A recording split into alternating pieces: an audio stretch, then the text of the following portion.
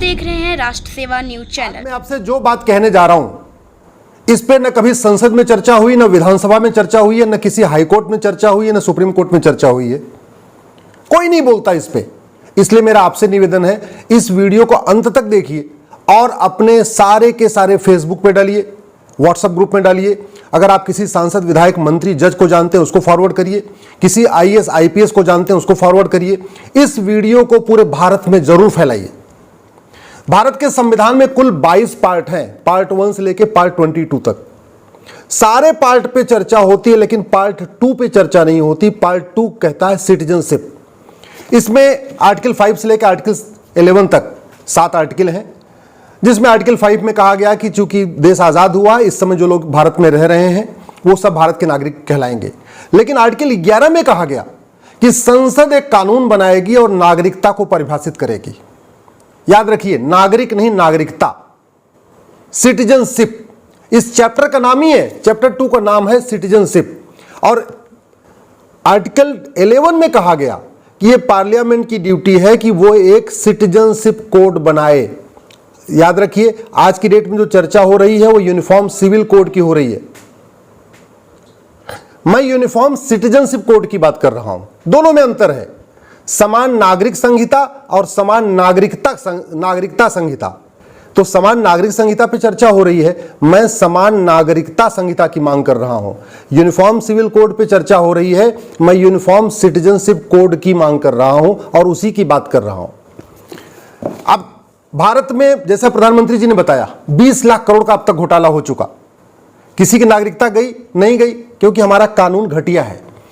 Parliament को यह कहा गया कि आप एक सिटीजनशिप कानून बनाइए, और नेहरू जी ने 1955 में एक कानून बनाया, सिटीजनशिप एक्ट।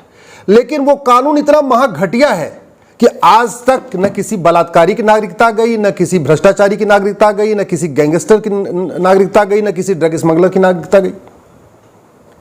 तो कानून ऐसा हो, ये कॉन्स्टिट्यूशन कहता है कि जिससे अपराध रुके, भ्रष्टाचार रुके।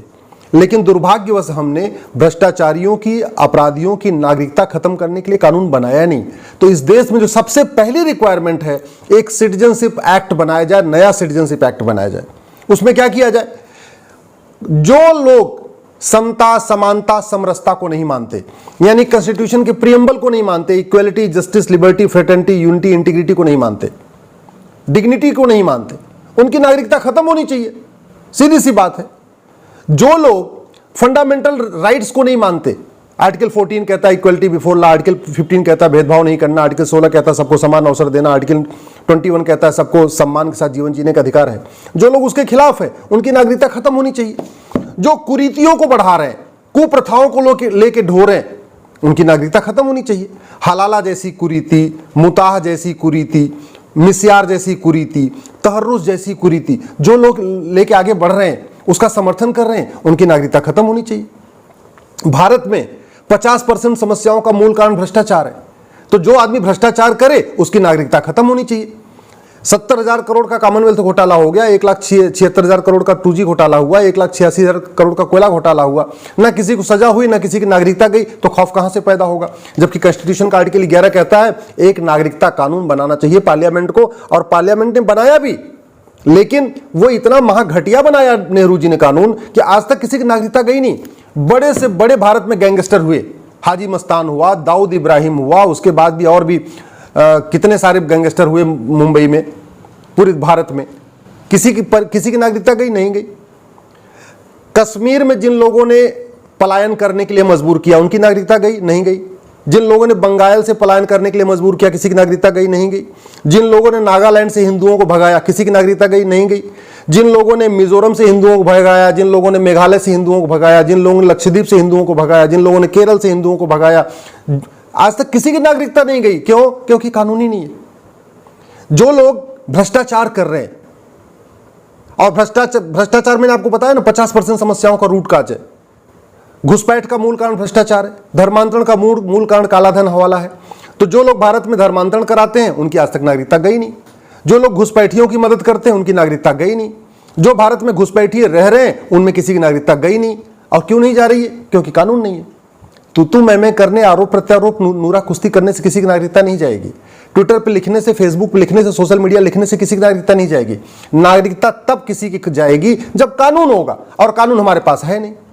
इसलिए मैं कह रहा हूं कि एक यूनिफॉर्म सिटीजनशिप कोड की जरूरत है, समान नागरिकता संहिता की जरूरत है, और उसमें कंडीशन डाल दिया जाए। मैं कह रहा हूं 20 कंडीशन हो, 25 कंडीशन हो कि भाई जो आदमी इक्वलिटी, जस्टिस, लिबर्टी, फ्रेटर्निटी को नहीं मानेगा उसकी नागरिकता खत्म होगी। जो आदमी समता, समानता, समरसता को नहीं मानेगा, राष्ट्र प्रथम नहीं मानेगा, वंदे मातरम का विरोध करेगा, भारत माता की जय नहीं बोलेगा, उसकी नागरिकता खत्म होगी। जो हलाला, मुताह, मिस्यार जैसी कुरीतियों को आगे बढ़ाएगा उसकी नागरिकता खत्म होगी। जो आदमी जमाखोरी करेगा, मिलावटखोरी करेगा, कालाबाजारी करेगा, नशा तस्करी करेगा, मानव तस्करी करेगा, उसकी नागरिकता खत्म होगी। अभी देखिए कानून बनते ही ना खौफ पैदा हो जाएगा। जो आदमी घुसपैठ कराएगा, घुसपैठियों की मदद करेगा, जो घुसपैठियों का आधार बनाएगा, राशन कार्ड बनाएगा, बर्थ सर्टिफिकेट बनाएगा, ड्राइविंग लाइसेंस बनाएगा, वोटर आईडी बनाएगा, पासपोर्ट बनाएगा, उसकी नागरिकता खत्म होगी। अभी तुरंत खौफ पैदा हो जाएगा। जो आदमी यहां पे